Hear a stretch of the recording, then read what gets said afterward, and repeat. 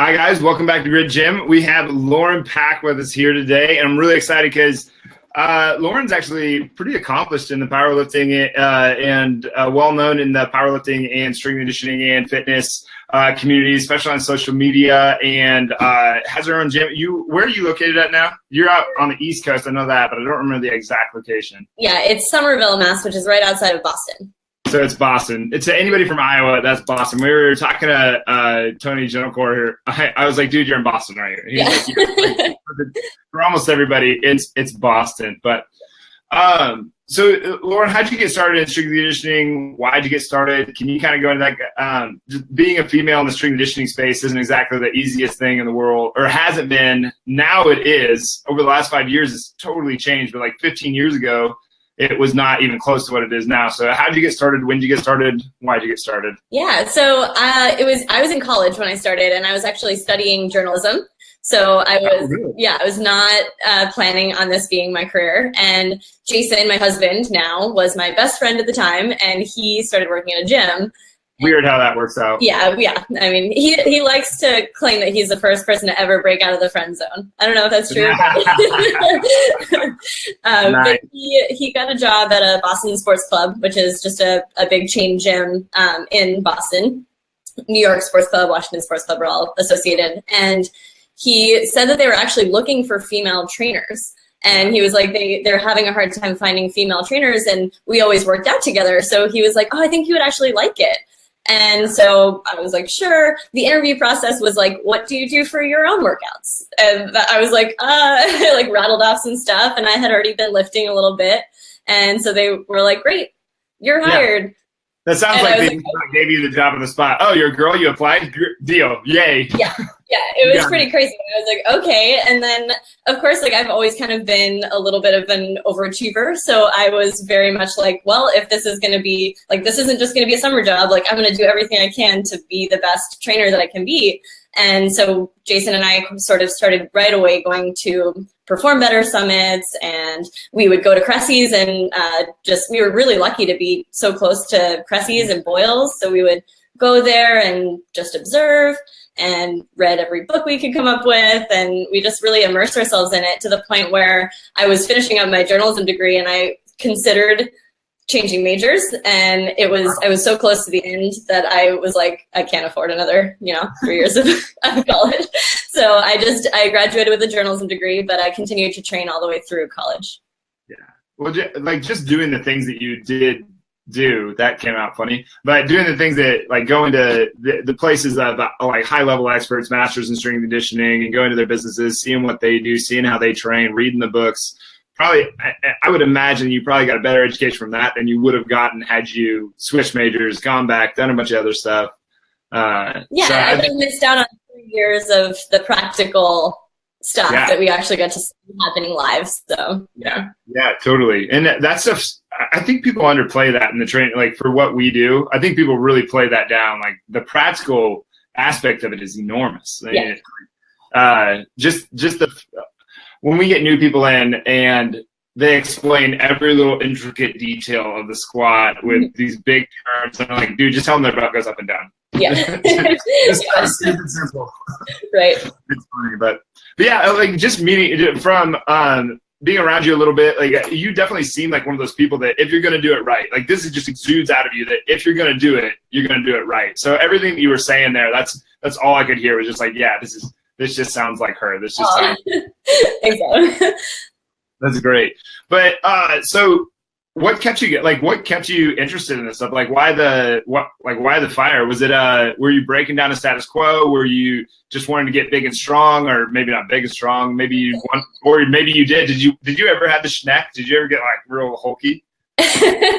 No, I don't think so. As much as I early on in my career actually was so I guess there's kind of a whole backstory here, is that I was a gymnast growing up.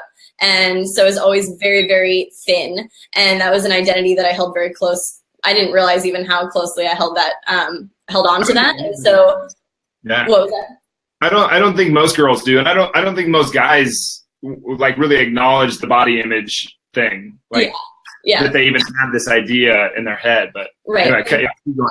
No, it's fine. So the reason I started working out, unfortunately, was because I had gained weight after quitting gymnastics and I wanted to lose weight. And so it definitely wasn't a like, oh, I want to get so strong. And luckily it became that. And now that's all I want to do is get strong. And I don't care if I put on 5 pounds of muscle, like that's awesome. But in the beginning, I definitely was trying to be smaller. And that was unfortunate because it actually, my training, reflected that. And I was on the cardio machines all the time. I was running every day and I was doing the things that I thought were going to help me lose weight and make me smaller. And instead I should have been training to be bigger because that actually is what actually helped me get smaller. So as a lot of women don't know, strength training actually puts on muscle, but then increases your metabolism, helps you to actually lose weight in the long run. So yeah, that's I try to dumb it down to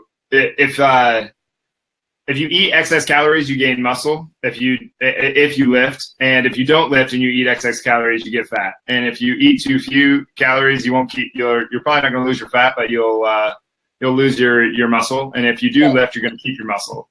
Right. I don't know if anybody actually understands that, but that's a good breakdown. I like that. Yeah. I hope it gets through to somebody someday. But so tell me about strength.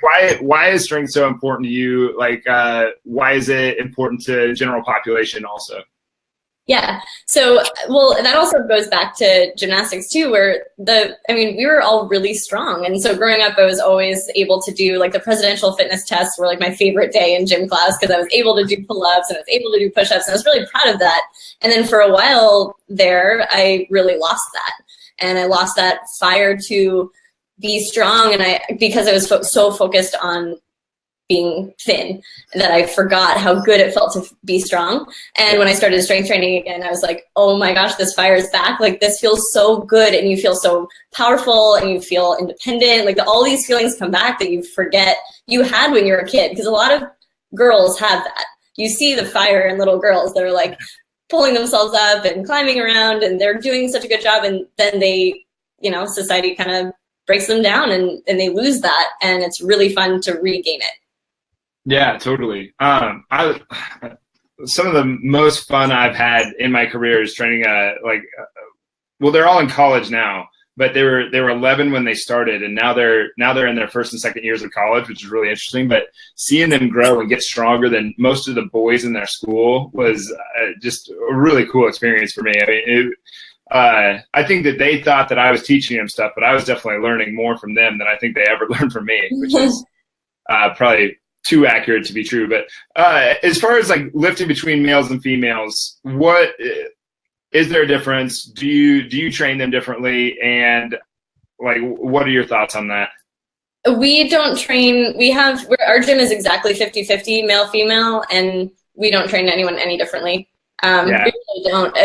Everyone goes through the same progressions. Everyone starts with a bodyweight squat and then learns how to do a kettlebell squat and then a, barbell front squat, and we just go through the same progressions like anyone else, but there's no like limit that we put on our women because they are absolutely capable of being just as strong. That's what I think too. Yeah, I completely agree. I think it's a little silly to think that like there are differences between males and females, obviously, but like that you're going to train them drastically different is a little bit of an absurd idea, and it's almost like let's give you some pity points.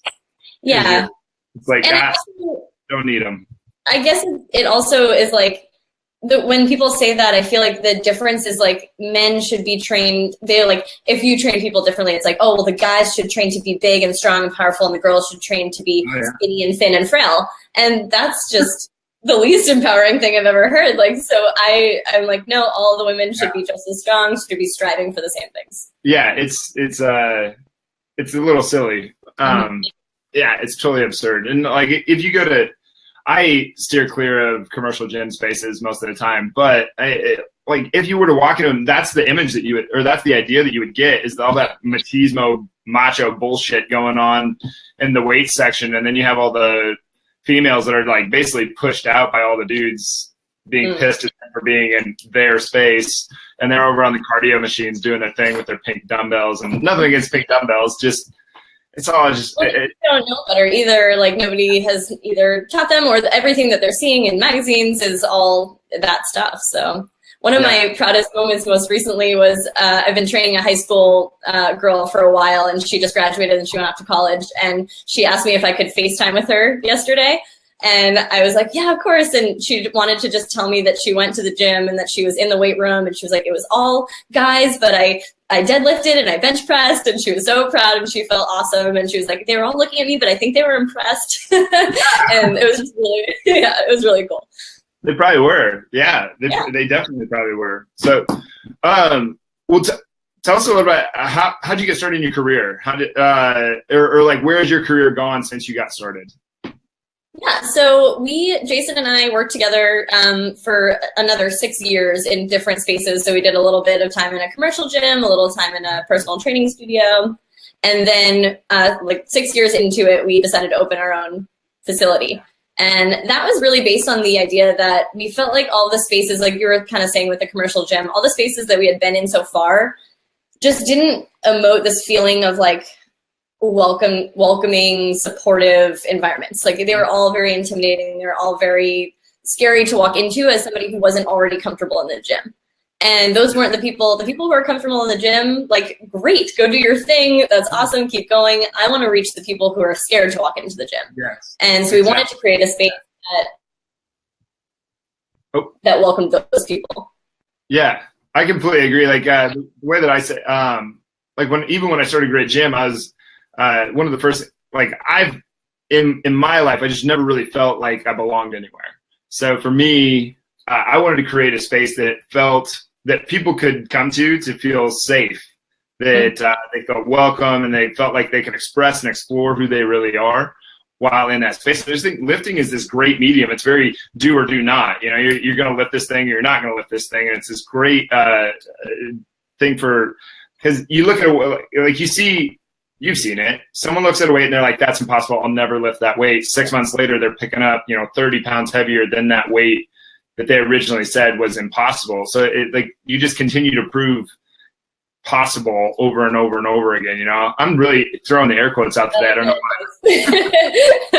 It's good. No, it's so true. And we see the same thing all the time. And a lot of the people who come in will say, like, my worst nightmare was gym class. Those are the people that they're like, they have had these horrible experiences where they were so embarrassed by their physical abilities because they weren't jocks and they weren't athletes. And so what can we do to get those people just to get moving, just get them moving? And so that has been our biggest thing right now is like, let's keep it really simple early on, like not intimidate anyone, where nobody's touching a barbell until they've been at the gym for like 6 months at least. Yeah. Because unless obviously they come in and they're an advanced lifter, but for the most part, we really ease people in. Yeah, no, that's the thing. One of the things I try to make really clear is how intimidating the racks can seem up front. Mm-hmm. You've got these big white racks and they're thick and there's this bar on top, and everybody's like, oh my God, I'm going to have to do that. Like, nah, like nobody walks into those things until they're ready for it. And you see a lot of that kind of stuff. And you mentioned progressions earlier. How do you do progressions? What do you look for so that people that are going to watch this and they're going to see this, like, how do they know where to start? Okay, yeah, that's a great question. So we usually put people on pretty much 4 to 5 week training cycles. So they're doing the same 2 to 3 workouts every week for 4 to 5 weeks. And that is, we used to, and early on we didn't know that. We learned that from all those mentors that we had, but early on we used to just write whatever workout we thought would be great for that day. And turns out that doesn't really help many people get stronger. You can't do that. It doesn't work. So we start, and then phase 1, like almost everybody who comes into Achieve does the same phase 1, which is really setting a foundation. So they learn wall marching, which is like a dead bug variation, where you learn how to control your rib cage and your pelvis and like start to get some trunk stability. And you learn how to squat with your own body weight and do it properly, and TRX rows and push-ups at an incline if they can't quite do them on the floor. So very basic, almost all body weight, or like maybe holding a dumbbell for a squat if you progress to that. Cool. And they do that for 4 weeks. A lot of people are like, this is starting to feel really easy. And we're like, don't worry, it'll get hard. But we want to make sure that foundation is there. Yeah. No, I just said, don't worry, you're going to hate me later. Right. Right. It starts to get hard, but keep going. Yeah, so what's really nice too is when they're going through that though, they see all the people in the gym who are doing obviously clearly more advanced things, and we're like, that person, like we can point someone out who's in the squat rack and be like, that person did your workout that you're doing right now 2 years ago. And that's the reason that they're able to do all these amazing things, because they set this. So yeah, we have that all pretty much. Phase 1 is pretty much all the same. And then from there, we progress people based on what we see. So our coaches are in charge of taking notes on the programs and letting us know, letting the programmers know if they're ready for, like somebody might have been killing it on squats and like they got up to a 50-pound dumbbell in their first phase. So we're going to move them right onto a double kettlebell front squat, something like that. Whereas somebody else might have gone through just bodyweight squats for their first phase. So the next phase will just add a 10-pound dumbbell. And so we just communicate with our coaches and with the people that we're training to kind of figure out how to steer the rest of the programming. Awesome. I love that. Like that's a lot like how we do it too. We have a general template basically that is based off of your progression and regressions. Yeah. I don't like calling them that. Like, yeah, I know there should be better words. It's just like I've never come up with a good one, because like you say regression, everybody shuts down. Like, oh, you know, yeah.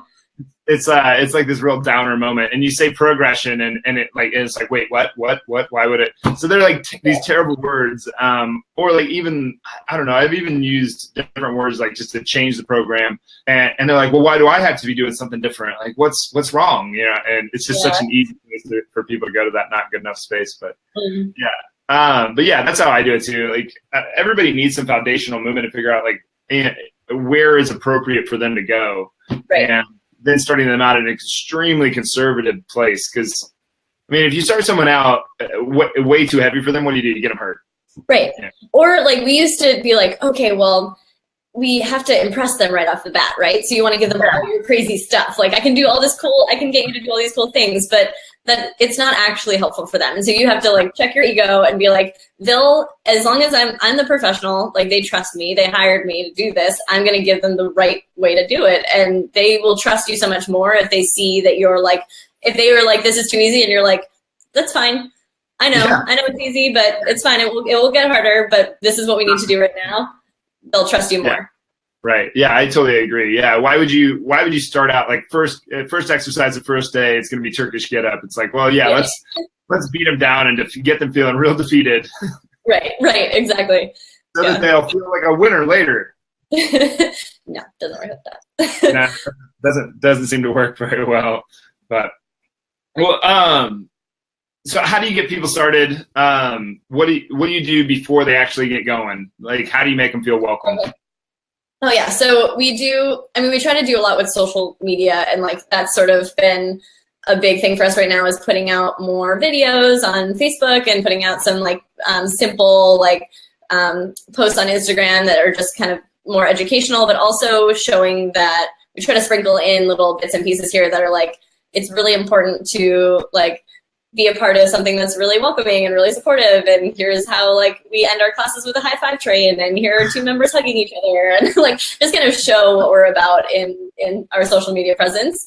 And then when they contact us, we do a strategy session with them, and basically they meet with a coach, and the coach goes over like health history, injury history, goals, all those kind of standard questions. Oh, cool. And then we do like a tour of the gym. Well, we do a physical assessment, an FMS, and a couple other assessments, and then a tour of the gym. And the tour is really talking about the community feel. We're not like, this is the bathroom and this is the like squat rack. Like they don't care. They want to know like, how am I going to be treated while I'm here? How are other people going to interact with me? Should I wear headphones, or should I be like talking to people? And so we really just set the stage for, this is exactly what a day at Achieve is going to be like. And we just take them around and introduce them to members that are there, which is they're always like, oh, hey, you should join. This is a great place. Like they sell it for us. So yeah, just trying to get them the whole experience. Yeah, no, I completely agree. That's drastically similar. A few little changes. Like I think just naturally, Grit Gym has kind of become the introverts gym. Like I'm very introverted outside of social media. I think most people are surprised to hear that, but like 30% of our gym is probably, if you've done the Myers-Briggs, is an INFP. Like I'm an INFP, like introvert. I think intuition, feeling, perception, I think is what it is. But INFPs only make up like 2% of the population. Oh, wow. So it's kind of interesting that like almost like this massive portion of Grit Gym is all INFPs or INFJ. I'm an ENFP, so I'm actually close to you guys. I just you're an ENFP? Yeah. Yeah. The all NFs are extreme idealists, right? Like just we just want the best for everybody. Yeah. INFPs don't exactly exude that all the time because we're too busy being shy, but but we mean it deep down. I believe that. What are some things that people need to know before walking into any gym? When you were talking there, I couldn't help but think like, what's the person that's watching this right now? That's like, I'd like to go to a gym, but I don't know what to wear. I don't know what to do. I don't know who to call. I don't know what to say. What do I do? What do they do to get themselves past that point of doing what they need barrier for themselves? Yeah. I think that one of the main things to reiterate to yourself is that everybody in the gym is most likely concerned about their own stuff. Like, just like you're worried about people looking at you, they're worried about the same thing. And to just be like, you know what? It doesn't matter if you're like having a bad hair day, like just go, just get in the gym and just go, because moving is going to be better than not moving at all. And so just go. And I would say it's okay to, like, we talk a lot about technical stuff, like this is the best way to train. But if you can just go into the gym and start walking on a treadmill, like, I think that's awesome. Oh, yeah. I think if you can just walk through the doors and start getting comfortable, that's the number one thing. And if you can find a place that has great coaches and that has a welcoming community, I mean, obviously that's what to look for. So try to go on Yelp or Facebook and try to find the places that actually express that they have that. But if you don't have access to that, just go somewhere and start moving in some way that feels a little more comfortable to you, a little more in your comfort zone. And then eventually you'll start to venture off into maybe you'll go pick up a dumbbell, and then maybe you'll go take a class, and you'll start to get more comfortable.